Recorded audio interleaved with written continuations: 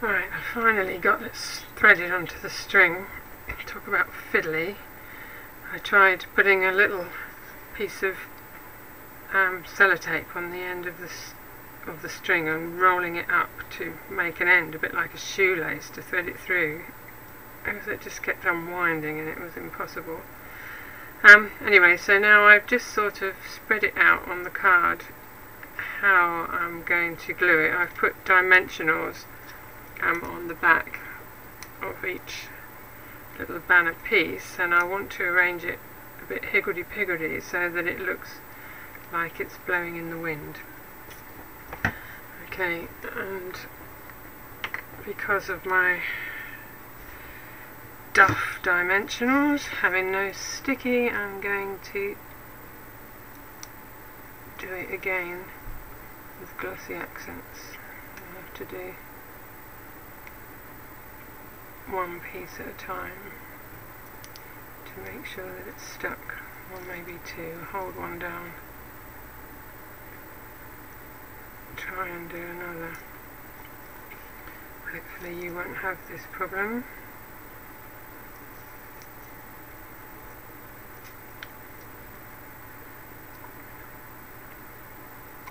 That's what you get for buying cheap stuff.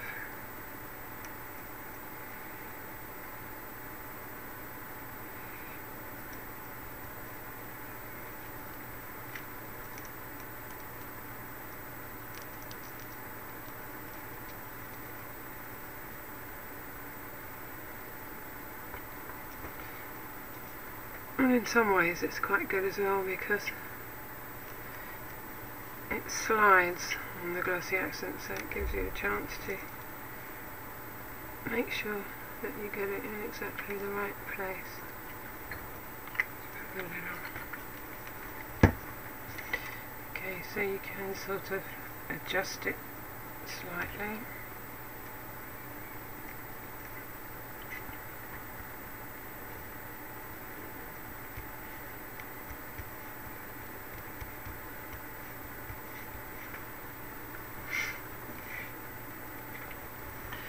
And then just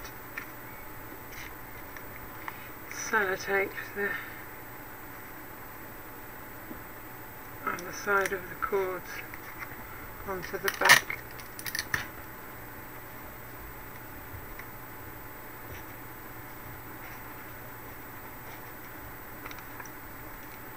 So they won't be seen. Okay. So that's that part. I got another free little Brit stamp that came free with the magazine, Crafts Beautiful magazine. It's actually a complete stamp, but what I've done is I've cut out this middle section, which is a teapot and a teacup, if you can see. Let me put this behind it, which says everything stops for tea, which is typically British.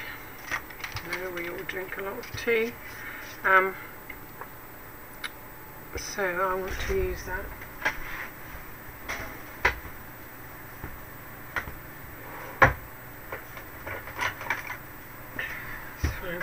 Stamping block.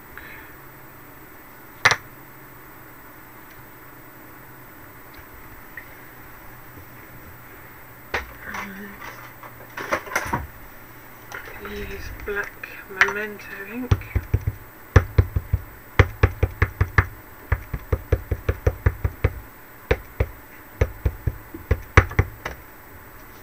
Let's turn this around that way so you can see it.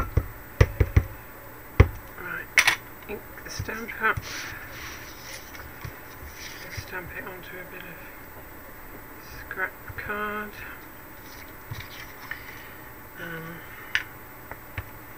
also ink it up again,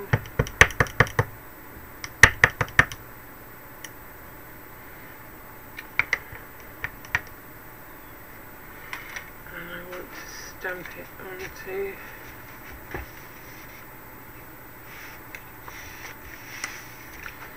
a bit of this checky paper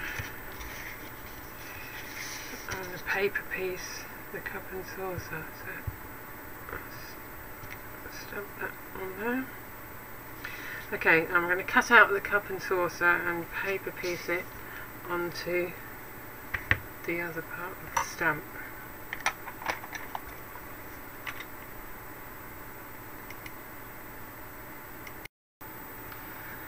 Okay, I've paper pieced that, put dimensionals on the back.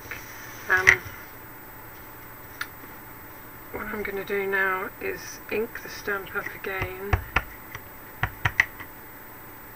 This is a bit of steam on there that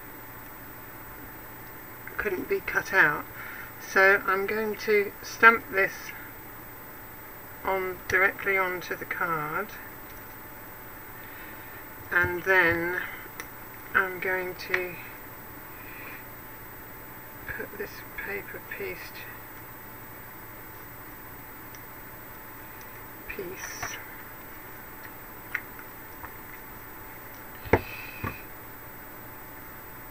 over the top of that on the dimensionals.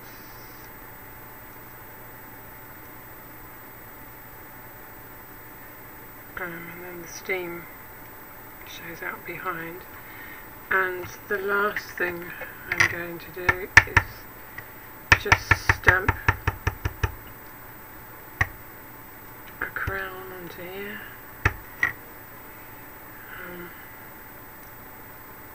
Just to fill that side in a little. And then I'm just going to colour those in with my Stabilo ultra thin pen set. This time I will turn it around your way, and yeah, I'm just going to colour this in so that it shows.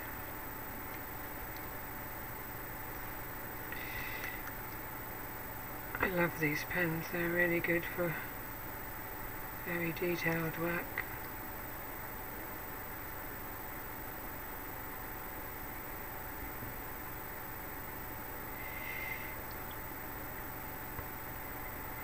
So, once I've done this, that will be my card.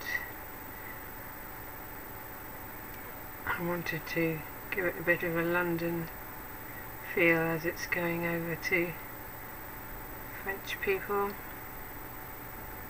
something slightly different, and as it's the Queen's Jubilee this year, the Golden Jubilee, Diamond Jubilee, yeah, Diamond Jubilee, there seems to be an awful lot of these patriotic stamps and papers at the moment, so they're quite fun.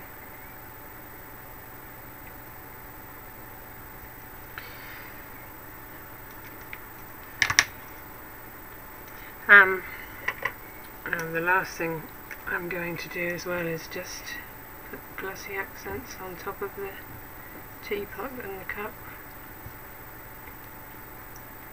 just to make it shine out a bit and be a bit more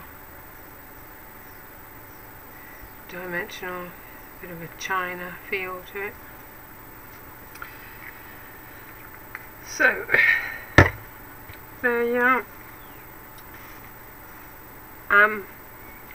What I'll do now, once that's dry, is put it onto the front of my card base with ATG, as I've done this one, and inside I've just stamped and embossed thank you. I like to put a liner inside my cards, it just sort of finishes it off a bit better. So that's the finished one. and once you stick it onto your card base, obviously it has the white line around the outside as well, and this one now needs to be left to dry before I can stick it on. So I hope you've enjoyed this tutorial. Look forward to hearing your comments. If you have any problems watching the video, I'd be obliged if you'll let me know, as this is a new camera and a new way of loading things which I've not tried before, so I'm hoping that it won't have any problems. Anyway, thanks very much for watching. Bye for now.